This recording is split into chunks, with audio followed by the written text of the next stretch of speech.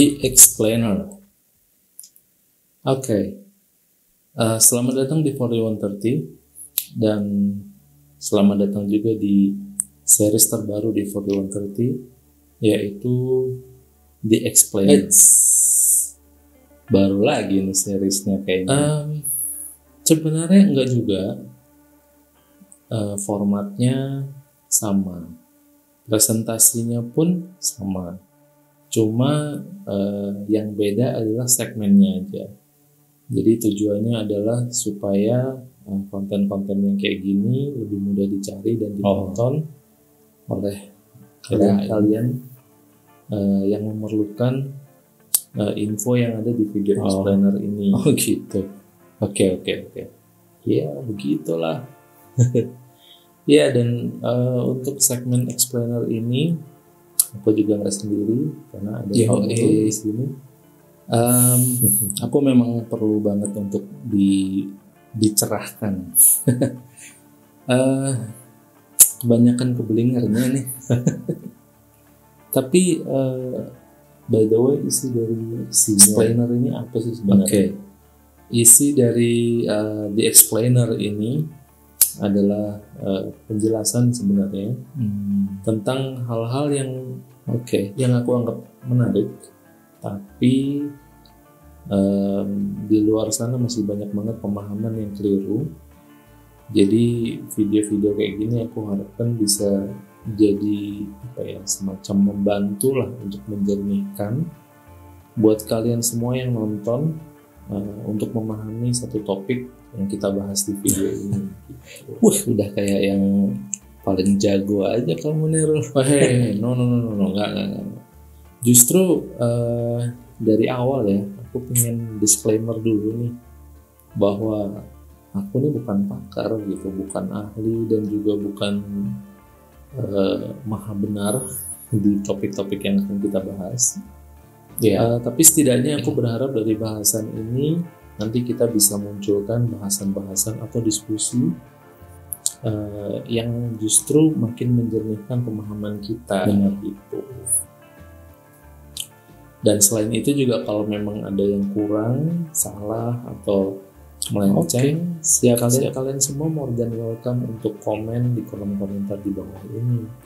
Karena ya pasti ada yang kurang lah, nggak mungkin kita bisa meng-cover 100% sempurna. Belum apa-apa udah ketakutan aja nih. Enggak lah, takut sih enggak. Cuma ya begitu deh. Oke lah, tanpa berlama-lama lagi ya. Inilah The Explainer yang pertama, yaitu kita akan bahas counter steering. Yuks. Oke.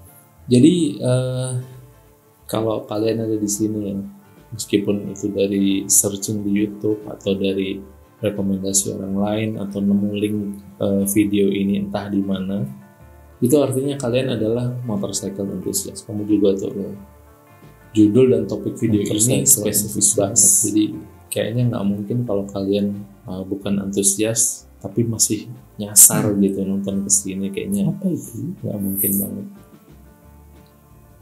Kamu ngaca aja termasuk antusias bukan ya? Tapi emang iya sih, emang cuma anak motor aja sih kayaknya yang tahu istilah ini kayaknya ya. Iya, jadi kalian pasti udah sering banget lah dengar istilah-istilah semacam counter steering disebutin di sana sini. Sampai akhirnya kalian pasti punya pemahaman sendiri soal counter steering ini. Dan bahkan di luar sana juga banyak sebenarnya video-video sejenis explainer kayak sekarang ini yang lagi kita bahas, yang mencoba menjelaskan apa itu counter steering. Cuma sayangnya banyak yang kurang tepat gitu ya. Mungkin kata yang tepat adalah kurang tepat. Dan hasilnya justru yang nonton bukan makin mengerti, malah makin bingung gitu. Nah, jujur nih, aku sih sebenarnya cuma berharap sebaliknya sih sebenarnya. Jadi mudah-mudahan setelah nonton video ini kita juga semakin tercerahkan. Tapi benar banget emang. Jadi kayak kapan hari ya, aku nonton video explainer gitulah di YouTube. Tapi makin lama nonton bukannya makin paham, yang ada malah makin bingung. Makanya karena itulah aku jadi mau nih diajak untuk bikin explainer begini. Soalnya masih pengen belajar lagi, ya minimal tukar pikiran lah. Oke, kita langsung mulai aja ya. Iya.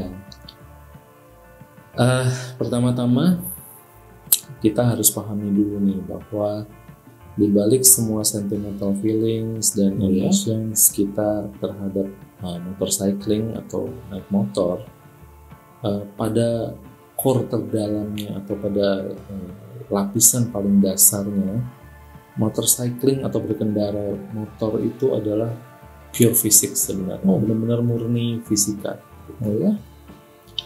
Nah, termasuk konteksnya ketika kita berbelok, itu pada saat counter steering ini diterapkan. Aku gitu, baru tahu nih. Loh, ini contoh penerapannya gimana? Penerapannya, gini. Karena roda motor kan cuma 2 ya. Iya. Jadi itu apabila stang itu dibelokkan ke satu arah, dalam kaitannya kita mau belok gitu ya, maka secara natural motor juga harus dibelokkan ke arah kita berbelok. Misalnya kita mau belok ke kanan, maka motor juga harus dimiringkan ke arah kanan. Hal ini dikarenakan adanya gaya sentripetal yang bekerja pada ban, khususnya di area kontak dengan aspal. Nah, gaya sentripetal ini mengarah menuju pusat aksis beloknya atau pusat radius beloknya. Dan gaya sentripetal ini akan juga menimbulkan gaya sentrifugal yang besarnya sama tapi arahnya berlawanan, yaitu ke arah keluar dari aksis atau radius beloknya. Tunggu. Kita harus memiringkan motor karena kita belok, nggak kebalik gitu. Bukannya kita harus miring dulu baru motornya mau belok. Ya. Terus kalau benar emang sering kebingungan terjadi di situ, memang sering. Jadi gini, kita memiringkan motor ke dalam radius belok, tujuannya sebenarnya untuk memindahkan center of gravity kita atau titik pusat berat kita mendekat ke pusat belokan atau aksis dari belokan gitu, supaya gaya sentripetal dan sentrifugal ini seimbang. Seimbang yang bagaimana?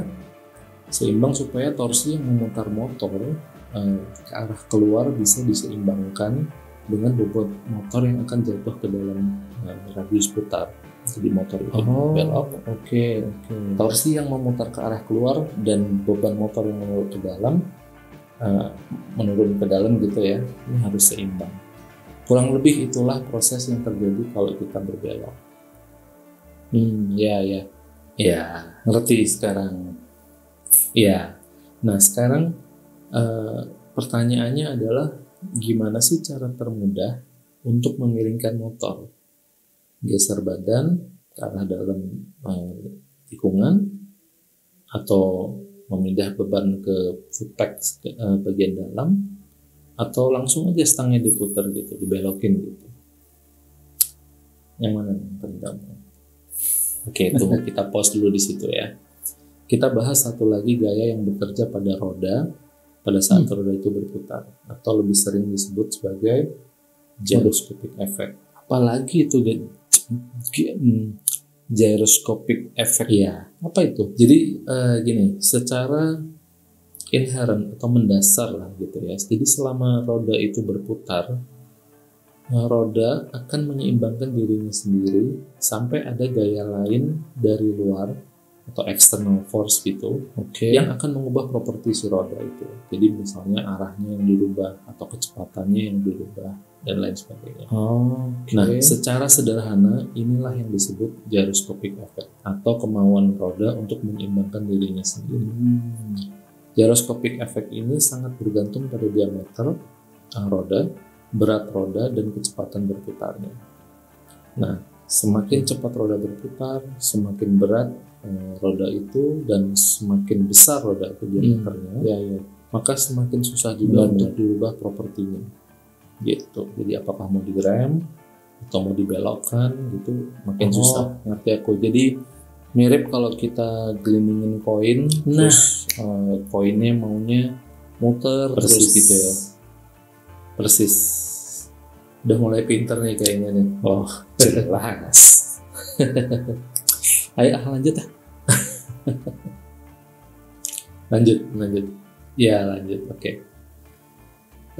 Oke. Jadi kita tadi udah mengetahui ya, kalau kita mau memindahkan bahwa kita harus memindahkan pusat berat kita ke dalam radius belok, ya, supaya kita tidak terlempar keluar. Jadi misalnya kita belok ke kanan, kita harus pindah ke dalam supaya kita tidak terlempar keluar karena adanya gaya sentrifugal tadi ya.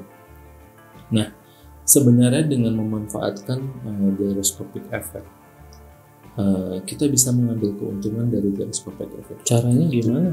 Gitu. Nah, prinsip dasar dari counter steering adalah kita memanfaatkan gyroscopic effect untuk keuntungan kita.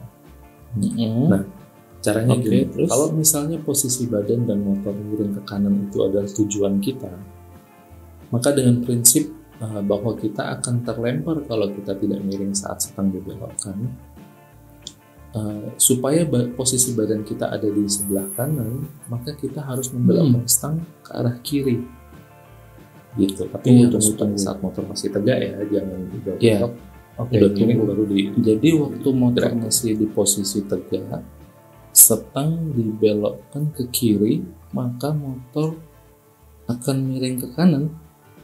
Kok bisa gitu? Nah, iya. Karena gini, jadi pada saat motor tegak terus stang itu tiba-tiba kita belok ke kiri, maka hal itu akan menciptakan ketidakstabilan yang akan memaksa motor untuk jatuh atau miring ke kanan. Yang secara kebetulan memang itu yang jadi tujuan kita tadi kan. Nah, tadi ingat ya, kita sempat bahas gyroscopic effect yang membuat roda akan menyeimbangkan dirinya sendiri. Nah, proses jatuh atau miring ke kanan ini adalah sebetulnya upaya dari roda untuk menyeimbangkan dirinya sendiri karena pengaruh gyroscopic effect itu tadi. Jadi kalau misalnya pakai contohnya tadi ya, kita gelindingin koin, terus tiba-tiba koinnya kita paksa belok arah ke kiri, maka si koin akan secara otomatis jatuh ke kanan untuk menyeimbangkan dirinya sendiri.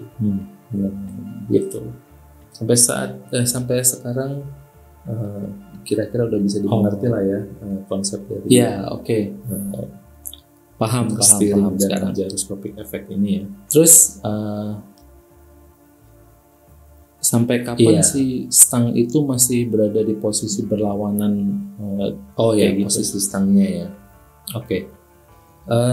Setelah posisi kemiringan motor sesuai dengan kecepatan berbeloknya kita, maka stang juga harus dibelokkan ke arah belokan kita juga.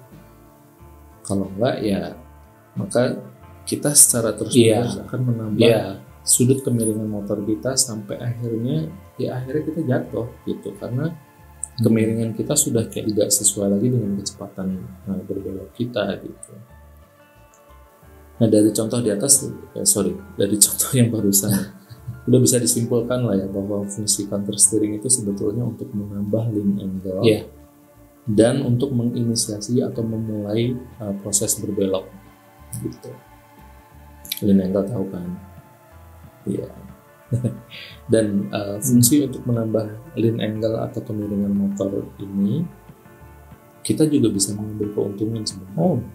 Kita bisa menerapkan di situasi darurat, di mana misalnya kita lagi belok, terus tiba-tiba di depan ada genangan air gitu ya, dan kita bisa melihat bahwa di dalam tikungan itu, di sisi yang lebih dalam ternyata kering. Jadi kita bisa memanfaatkan counter steering untuk menambah sudut kemiringan motor sehingga kita bisa berbelok lebih tajam. Jadi kita bisa selamat dari air. Benar-benar. Di jalan lurus pun bisa diterapkan. Misalnya ada lubang, kita kaget langsung aja counter steering gitu, dan efeknya sama persis. Benar banget. Udah gitu kita juga bisa belok dengan jauh lebih cepat kan itu ya, dengan cara itu. Iya. Benar. Kalau kita belok dengan cara yang konvensional kan perlu lebih banyak step, gitu, lebih banyak langkah. Iya. Geser badan lah, putar stang lah. Tapi kalau pakai counter steering ini kayaknya tinggal tekan salah satu Iya. sisi stang aja, maka Benar. Wah, udah otomatis motor langsung belok sendiri. Udah gitu paham ya. banget Nggak gitu. perlu usaha atau input ekstra dari Tapi kita. gini, gitu. Counter steering ini sebenarnya kita udah melakukan secara nggak sadar selama ini. Cuma memang untuk menerapkan counter steering dalam situasi darurat memang diperlukan latihan secara terus-menerus. Hal ini tujuannya supaya reaksi kita dalam situasi darurat adalah reaksi yang benar, dalam artian reaksi yang menyelamatkan kita ya. Dan reaksi ini harus muncul pada level insting, karena level insting ini bekerja pada level yang sangat mendasar di tubuh kita dan tidak memerlukan lagi perintah atau input dari otak kita gitu. Jadi misalnya mata kelilipan langsung berkedip, nah itu harusnya reaksinya muncul di level itu. Dan memang banyak sekali aspek dalam mengatasi situasi darurat ini, cuma kayaknya kita nggak akan bahas di explainer yang kali ini, mungkin di edisi-edisi berikutnya. Oh ya, ini yang disebut-sebut namanya survival reaction itu bukan? Ya betul, tapi kayak aku bilang barusan ya, kita nggak akan bahas itu sekarang. Nantikan aja ya di edisi yang berikutnya. Oke. Kayaknya aku rasa udah cukup ya untuk explainer yang edisi sekarang. Semoga ada gunanya meskipun nggak banyak. Bisa aja.